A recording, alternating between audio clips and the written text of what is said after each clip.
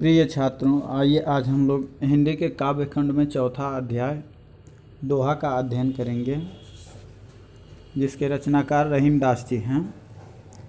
आइए सबसे पहले हम लोग रहीमदास जी का जीवन परिचय देख लेते हैं। रहीमदास का पूरा नाम अब्दुल रहीम खान खाना था।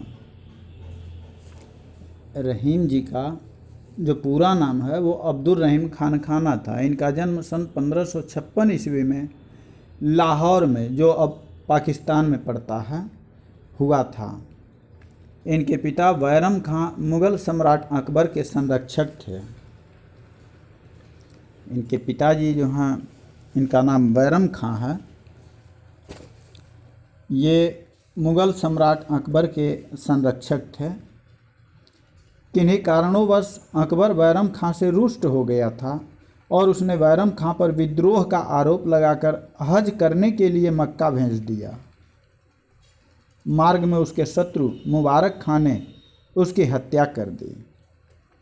बैरम खां की हत्या के पश्चात अकबर ने रहीम और उनकी माता को अपने पास दिया और रहीम की शिक्षा की समुचित व्यवस्था कर दी। प्रतिभा संपन्न रहीम ने हिंदी, संस्कृत, अरबी, फारसी, तुर्की आदि भाषाओं का अच्छा ज्ञान प्राप्त कर लिया। इनकी योग्यता को देखकर अकबर ने इन्हें अपने दरबार के 9 रत्नों में स्थान दे दिया। ये अपने नाम के अनुरूप अत्यंत दयालु प्रकृति के थे। मुसलमान होते हुए भी रहीमदास श्री कृष्ण के अनन्य भक्त थे। अकबर की मृत्यु के पश्चात जहांगीर ने इन्हें चित्रकूट में नज़रबंद कर दिया था। केशवदास और गोस्वामी तुलसीदास से इनकी अच्छी मित्रता थी। इनका अंतिम समय विपत्तियों से घिरा रहा और सन 1627 ईस्वी में इनकी मृत्यु हो गई।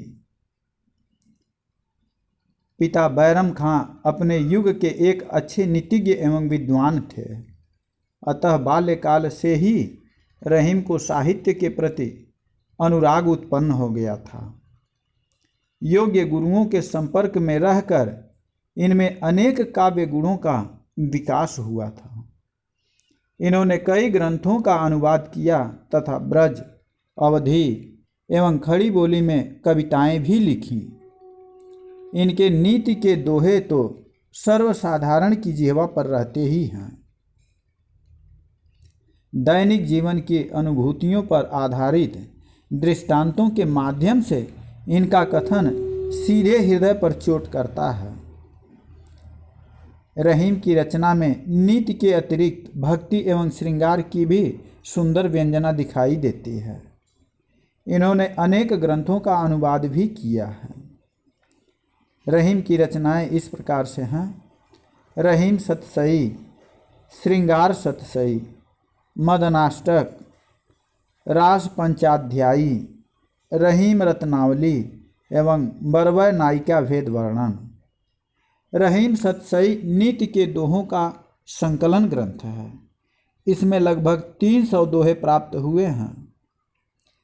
मदनाष्टक में श्री कृष्ण और गोपियों की प्रेम संबंधी लीलाओं का सरस चित्रण किया गया है। रास पंचाध्यायी श्रीमद् भागवत पुराण के आधार पर लिखा गया ग्रंथ है, जो अप्राप्य है, जो मिला ही नहीं। बरवय नायिका भेद में नायिका भेद का वर्णन बरवय छंद में किया गया है। रहीम जन साधारण में अपने दोहों के लिए प्रसिद्ध हैं, पर इन्होंने कवित्त, सवैया, सोरठा तथा बरवय छंदों में भी सफल काव्य रचना की है। इन्होंने ब्रज भाषा में अपनी काव्य रचना की। इनके ब्रज का रूप सरल, व्यावहारिक, स्पष्ट एवं प्रवाहपूर्ण है। ये कई भाषाओं के जानकार थे, इसलिए इनकी काव्य भाषा में विभिन्न भाषाओं के शब्दों के प्रयोग भी देखने को मिलते हैं। अवधी में ब्रज भाषा के शब्द तो मिलते ही हैं, पर अवधी के ग्रामीण शब्दों का भी खुलकर प्रयोग इन्होंने किया है। इन्होंने मुक्तक शैली में काव्य सृजन किया। इनकी यह शैली अत्यंत सरस, सरल एवं बोधगम्य है। आज के लिए बस इतना ही है। आप रहीमदास जी का जीवन परिचय अपनी उत्तर पुस्तिका में लिख लें और उसको दिखा भी लें। आपका दिन शुभ हो।